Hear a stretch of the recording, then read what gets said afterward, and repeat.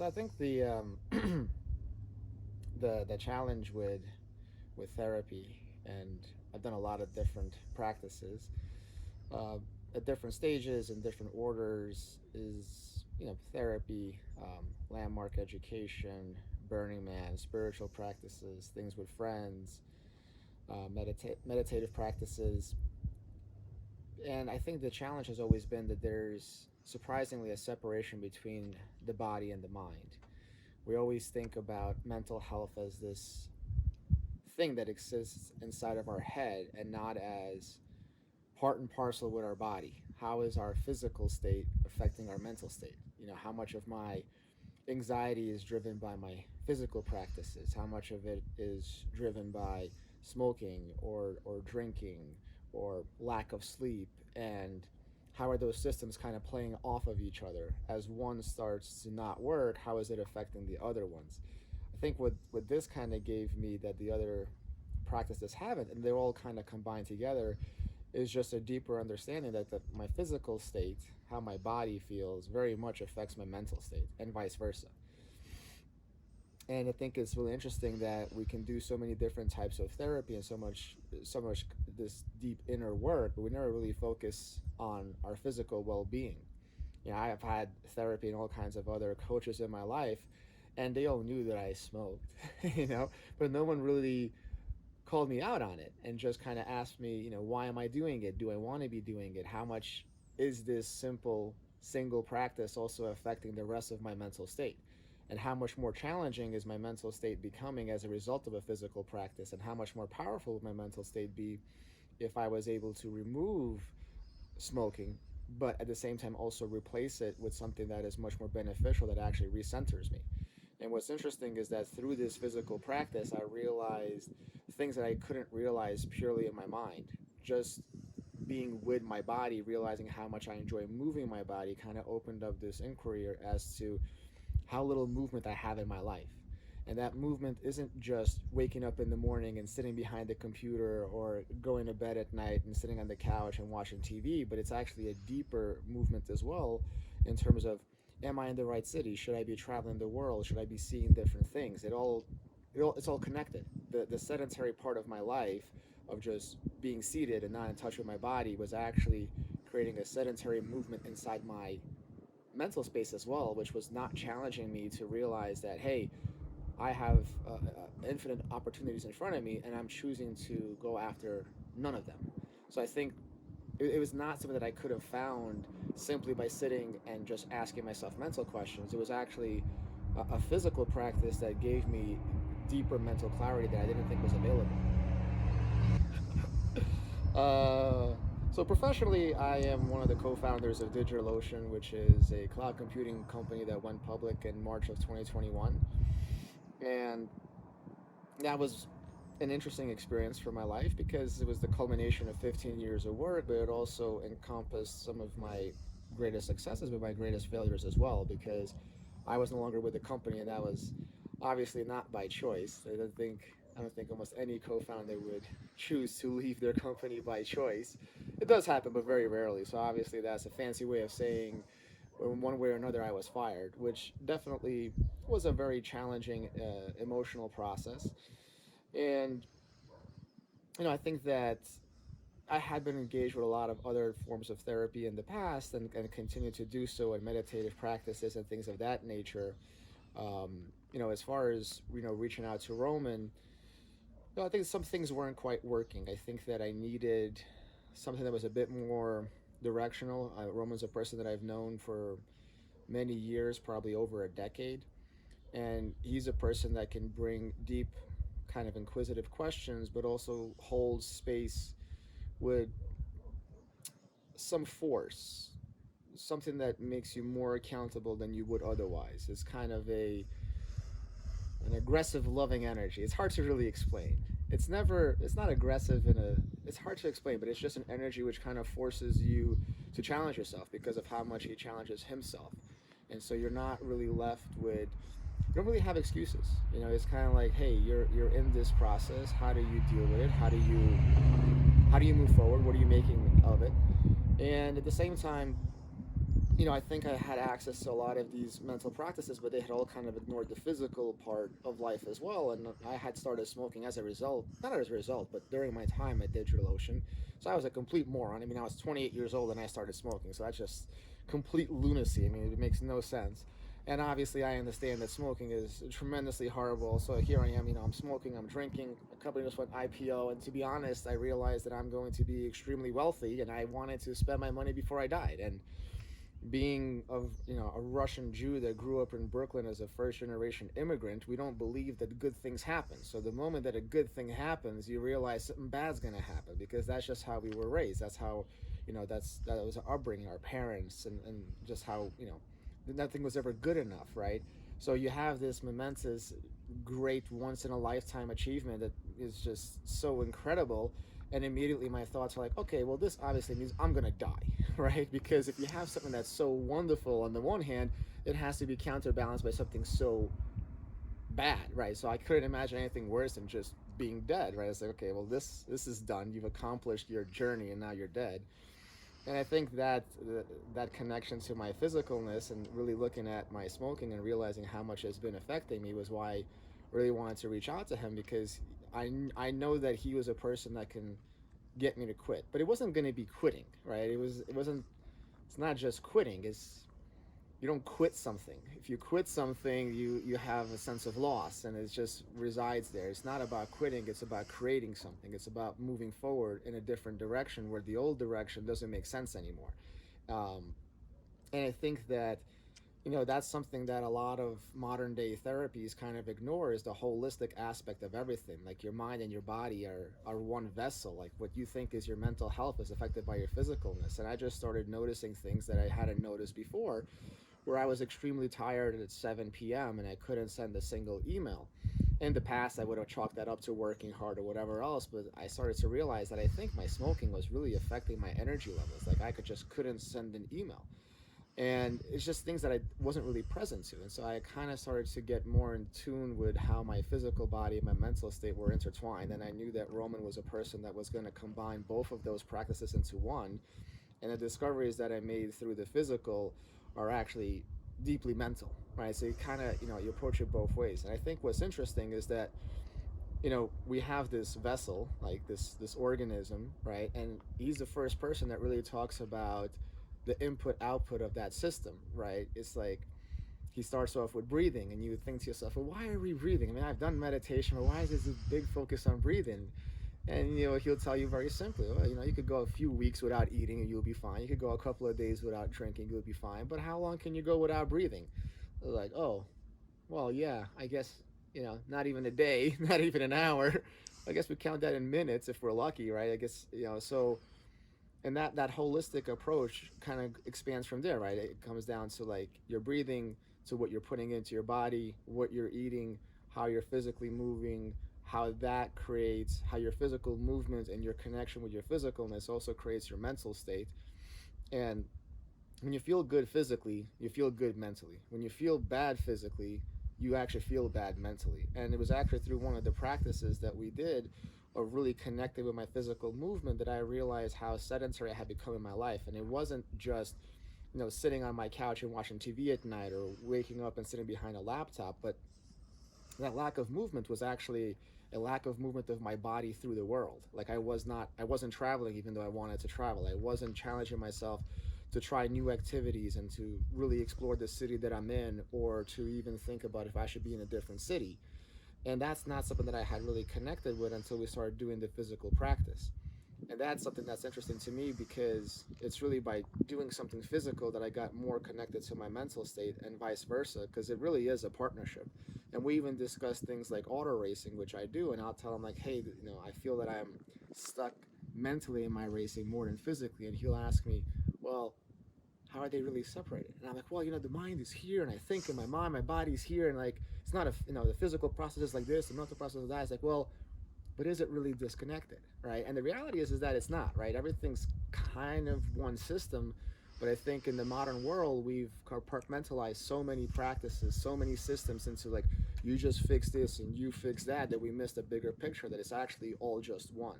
And at some point we have to bring it all together, because the combination of everything is actually much more powerful than a single piece. And until you can see the connection between them, you're not really challenging yourself to go further. And some of the practices that he brings are really just holistic, and they kind of seem, you kind of have to be in the space to do them, right? I mean, it's things that seem obvious in hindsight, but just like listing your accomplishments or listing the things that you really want to do in life, but creating a space to like think about that and challenge yourself and really get present to how much your mental and your physical are actually intertwined. And I've done a lot of this stuff, and um, to do something where you're still surprised with your learning and your progress, and something that not only resides just in your head but in your body is critical, because I think that in many ways it is easier for us to connect physically than it is to connect mentally. So having a practice that starts off in the physical space but really goes deep mentally is great, because we should all be physically fit.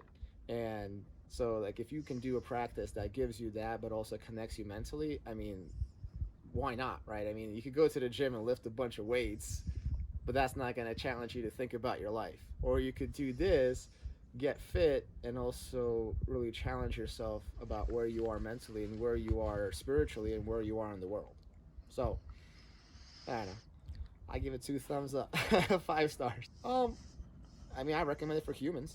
I mean, that's the simple answer, right? If you're a human, um, I think that's the thing, is like, we go through life, and if I think about especially Western education, we spend all of this time learning about science, and we learn numbers and math, and sometimes we should be learning more computer science than we are and whatever else, but no one really teaches us about our mind. Physical education is not really physical education, right? It's more, you play dodgeball, but no one's really explaining to your physical body, I have a knee problem, right? So Roman will give me exercises to fix my knee by strengthening things around it, but that's not what physical education is that I was exposed to. It was kind of like, here's a ball, go throw it at each other and try to avoid it.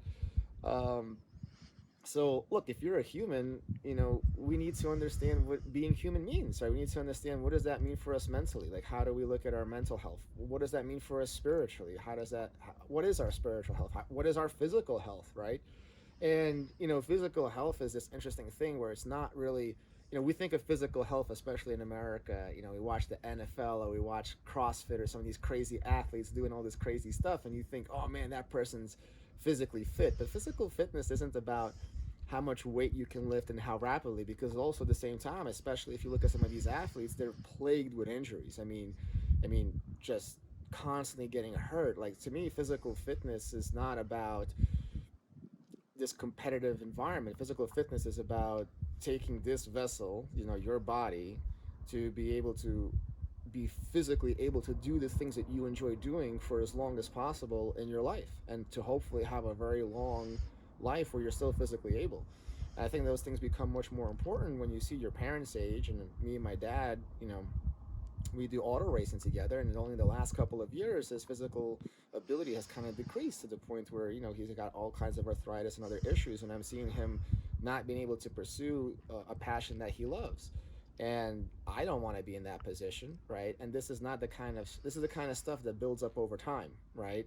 You can either build yourself up physically over time, so that at that age you're going to still be present, and you're going to have more mental clarity, and also the life that you would have lived from here to there will be amazing. Or you're going to do what I was doing, which is polluting my body, right? Drinking, smoking, doing all kinds of bad things that was actually going to decrease my physical ability, um, decrease my mental state. While I thought I was having fun, it was probably decreasing my mental state, so that I was actually doing things that seemed fun but really weren't challenging me. Not really listening to what I really wanted to do, but using them as an excuse to get drunk and have fun, as opposed to challenge myself to travel the world or whatever else that I wanted. And so, to me, it's like you're either doing one or the other. You're either building yourself up, or you're destroying yourself.